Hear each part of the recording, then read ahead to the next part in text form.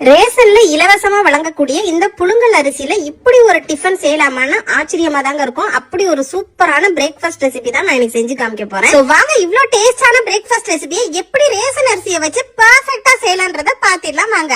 இதுக்கு முதல்ல வந்து கவர்மெண்ட்ல இலவசமா கொடுக்கக்கூடிய ரேஷன் அரிசி தான் குண்டு அரிசின்னு சொல்லுவாங்க பாத்தீங்களா, இட்லி அரிசின்னு. அந்த அரிசியில ஒரு 2 கப் எடுத்துட்டு இது ஒரு 4-5 வாஷ் பண்ணிட்டு வந்துடலாம். நல்லா கிளீனா வாஷ் பண்ணிட்டு இத இப்ப காலையில பிரேக்ஃபாஸ்ட் ரெசிபி செய்யணும்னா நைட்டே ஊற வச்சுட்டு நீங்க தாராளமா தூங்கிடலாம். ஒரு 12 o'clock ஊற வச்சிருங்க. ஏர்லி மார்னிங் ஒரு 5 o'clock ஒரு 6 hours மட்டும் 6 மணி நேரம் ஊறுனா போதுங்க. இந்த மாதிரி சாஃப்டா பஃபியா பாருங்க, அந்த குண்டு அரிசி நல்லா புசு புசுன்னு வந்திருக்குது. இதுல மறுபடி கூட வாஷ் பண்ணிக்கங்க. நல்லா கிளீனா வாஷ் பண்ணிட்டு இதை மிக்ஸி ஜார்ல எடுத்துக்கலாம்.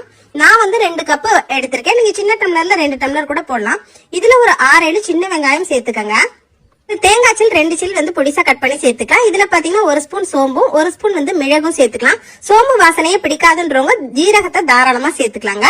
இப்ப வந்து இதுல வந்து தண்ணி ஊத்தி அரைச்சிருங்க. நிறைய தண்ணி ஊத்தி அரைக்க கூடாது. கரெக்டா வந்து இட்லி மாவுக்கு நம்ம கரப்பம் பாத்தீங்களா, அந்த பக்குவத்தோட கொஞ்சம் கம்மியாவே வந்து திக்கா அரைச்சிருங்க. பாருங்க இந்த மாதிரி வந்து கொஞ்சம் கெட்டியா நீங்க அரைச்சிட்டு வரணும். சோ நைஸா அரைச்சதுக்கு அப்புறம் இதை வந்து ஒரு பவுல்ல நம்ம மாத்திக்கலாம்.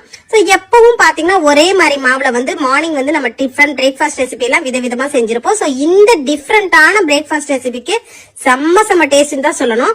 இப்ப நம்ம மாவு வந்து ஒரு பவுல்ல வந்து டிரான்ஸ்ஃபர் பண்ணியாச்சு. இப்ப இதுல வந்து நம்ம பச்சரிசி மாவு வந்து நம்ம எந்த கப்ல எடுத்தோமோ அதுல பாதி கப் மட்டும் போட்டா போதும். உப்பு தேவையான அளவு சேர்த்துக்கங்க.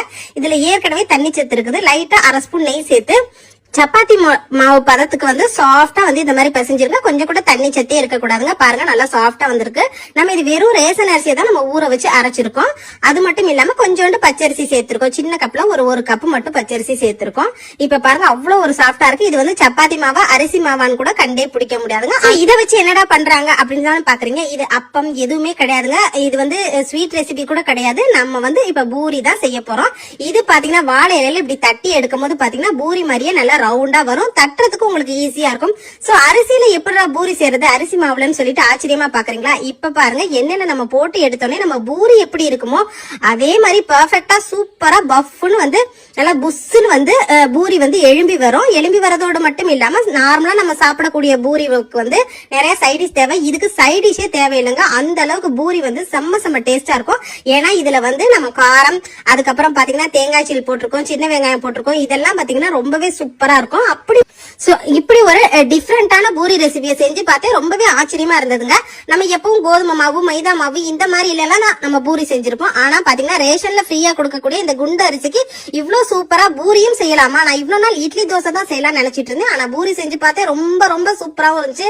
பெர்ஃபெக்ட்டா பூரி வந்து நல்லா புசு புசுன்னு எழுப்பி வந்தது. அது மட்டும் இல்லாம இதுக்கு பாத்தீங்கன்னா வெங்காய தயிர் பச்சடியோட வந்து சைடிஷ் வச்சு இப்ப நம்ம சோளா பூரி செய்யற மாதிரியே செஞ்சாங்க. ரொம்ப சூப்பரான காம்பினேஷனா இருந்தது.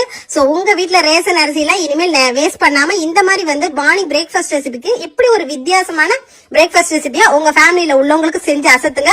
உங்களை சாப்பிட்டு பார்த்துட்டு ரொம்ப பாராட்டுவாங்க. அந்த அளவுக்கு டேஸ்ட் வந்து வேற லெவலா இருக்கும். சோ அப்புறம் என்னங்க, நான் இன்னைக்கு செஞ்சு காமிச்சிருக்கேன் இந்த வித்தியாசமான பூரி ரெசிபி வீடியோ பிடிச்சிருந்தா நம்ம வீடியோக்கு மறந்துடாம லைக் போட்டுக்கங்க. இந்த மாதிரி இன்ட்ரெஸ்டிங்கான வீடியோக்கள் வேணா நம்ம பேஜை தொடர்ந்து ஃபாலோ பண்ணிக்கோங்க. அப்புறம் எப்பவுமே மைதா மாவு, கோதுமை மாவுல பூரி செய்யற உங்க ஃப்ரெண்ட்ஸுக்கு இந்த மாதிரி ரேஷன் அரிசிலையும் பூரி செய்யலான்ற இந்த வீடியோவை நீங்க சேவ் பண்ணிட்டு இன்னைக்கு இப்பவே நிறைய ஷேர் பண்ணிக்கோங்க. தேங்க்யூ. தேங்க்ஸ் ஃபார் வாட்சிங்.